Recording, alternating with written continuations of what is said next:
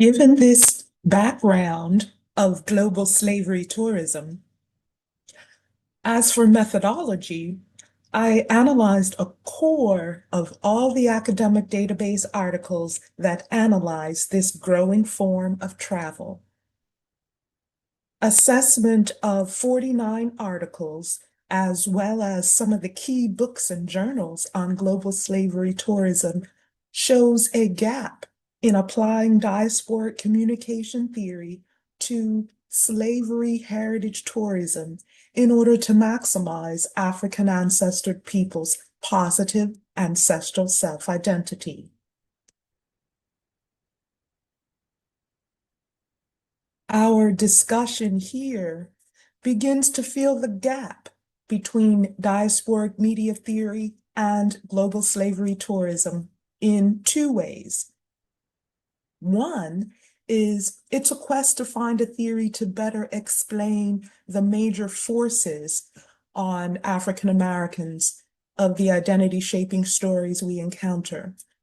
And two, it advances toward a new theory to inform the design and development of a U.S. heritage tourism site, virtual and then physical, that capitalizes on the worldwide genealogy boom in order to maximize our positive ancestral self-identity. This gap filling leads to the ultimate implementation of where we are right now, the HBCUHeritageHome.com. As for the findings, my global slavery tourism research analysis finds four key focal areas that emerge from the research. These are thanatourism, which emphasizes the darkest, ugliest aspects of life. Eurocentrism focuses on Europeans as the key players in stories. Homeland focus, which is one of the core theoretical frameworks, and hostland focus, which is the other core theoretical framework of diasporic communication. Now let's look at these four in a little more depth, one by one. Thanatourism, or dark tourism, permeates the scholarship, regardless of the type or location of the slavery heritage site, and regardless of whether the identities crafted are more homeland or hostland oriented. Every major horror or minor horror that can be presented is presented in stories of victims and perpetrators.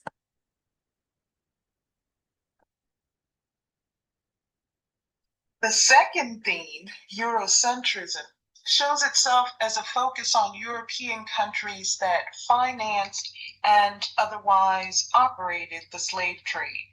These are such places as the UK, Portugal, Spain, and France.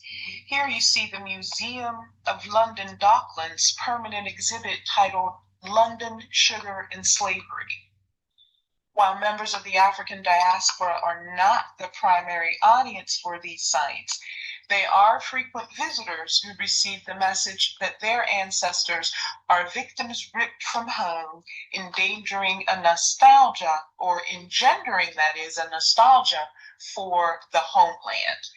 And again, this is consistent with the classical theory of diaspora with its heavy emphasis on homeland, but it's the way it's presented mostly as what did the Europeans do in terms of running the slave trade.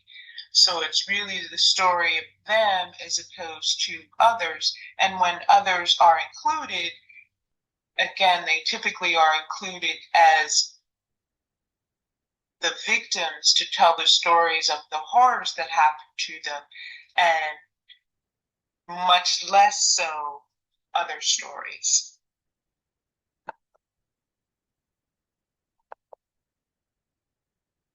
In this example of how the Eurocentrism theme plays out, you see that the people of Sierra Leone are the focus of the stories, and they're not the focus as victims.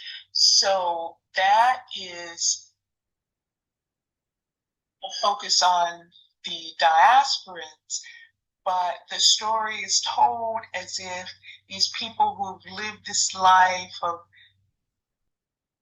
raising rice and so forth didn't know their culture or have a culture until it was in this museum. The Eurocentric presentation is that this culture was hidden until it was in this museum. Of course, the people who were living this culture did not find it hidden from them, and that's what makes this kind of presentation, which is the second most common theme in global slavery tourism, so Eurocentric. In addition to thanatourism and Eurocentrism, the third major theme that runs throughout global slavery tourism is a focus on regional African countries from which ancestors came. This is the homeland focus of diaspora theory.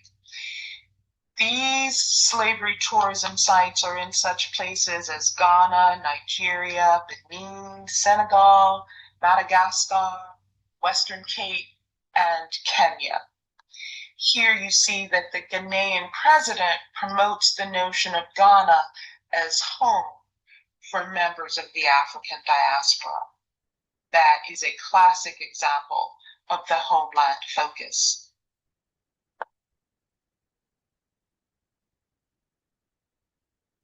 He wants people to come to the slavery tourism sites there and to be motivated to economically help Ghana. Again, it is indeed the African American members of the African diaspora that are the most resourced to do this kind of travel because of leisure time and disposable income. What you saw before and here is the Elmina Castle. It's one of the most popular sites of what is sometimes called the door of no return. That is the place where people were before they were packed onto slave ships. Officials now call it a door of return. The Elmina Castle was erected by the Portuguese in 1482, and it was the first trading post built on the Gulf of Guinea, and it's the oldest European building in existence south of the Sahara. First established as a trade settlement, this castle later became one of the most important stops on the route of the African slave trade. The Dutch seized the fort from the Portuguese in 1637. Then Dutch had it until 1814. Then in 1872, the Dutch Gold Coast became the possession of Great Britain. And now the Gold Coast, which is now Ghana, gained its independence in 1957 from Britain and has control of the castle. So the Elmina Castle is a historical site at which visitors get told this story and at which visitors get some sense of who they are, some identity making is taking place as they are told these and other stories at this and other sites.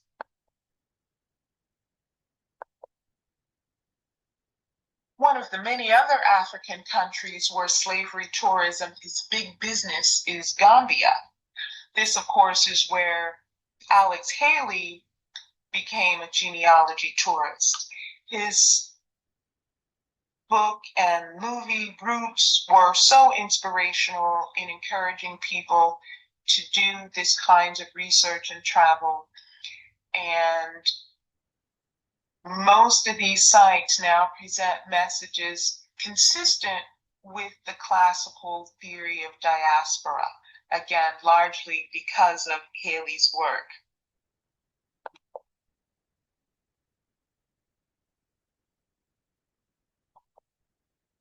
And finally, the last theme that shows up in the literature about global slavery tourism is the host land focus. This is a focus on receiver countries to which ancestors were first put to work under slavery. These are heritage sites in such places as Brazil, Haiti, the Bahamas, Barbados, Colombia, Cuba, and Guatemala.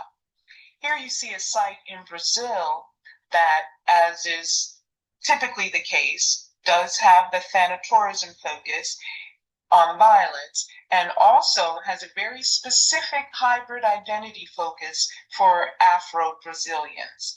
So again, that's what host land focus themed sites do.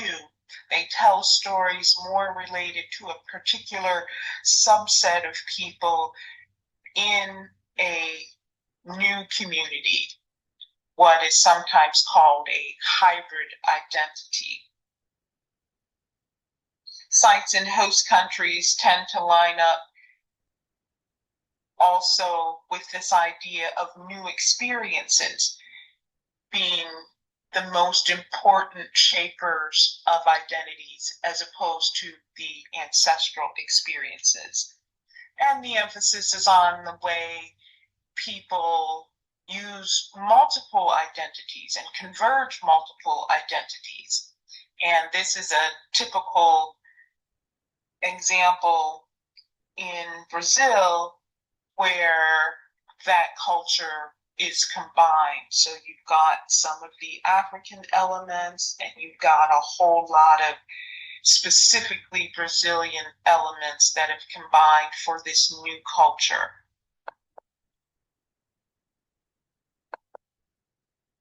So those are the 4 themes that show up in global slavery tourism site stories. Thanatourism focus on violence and humiliating people. The Eurocentrism focused on what Europeans did in terms of financing and operating ships. And then the homeland and hostland focuses in terms of African diasporans' identities connected more to a particular country in Africa or more to a particular country where their more immediate ancestors live. So what are the implications of this? This is our opportunity to talk about that. Again, these are the themes that are playing out at the global slavery tourism sites that we now are visiting more than ever, and sites that other people also now are visiting more than ever because they are being promoted, they're being recruited via Ancestry, via UNESCO, etc. So it's not just people of African descent who are going to these sites of enslavement of Africans.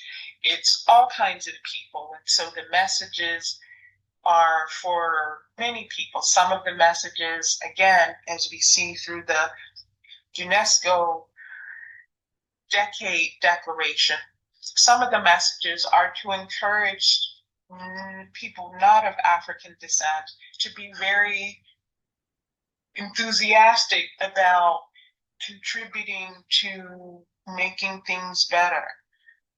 There are so many different audiences and so many different messages.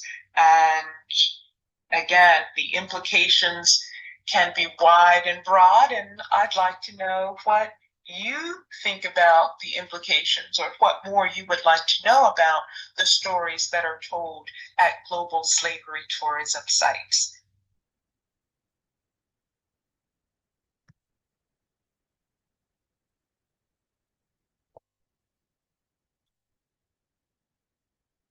Given that plantations are the most visited version of global slavery tourism sites in the United States, next in this series, we talk about African ancestor genealogy enthusiasts' experiences with exhibit stories at plantation tourism sites, as well as our preferences for genealogy tourism stories.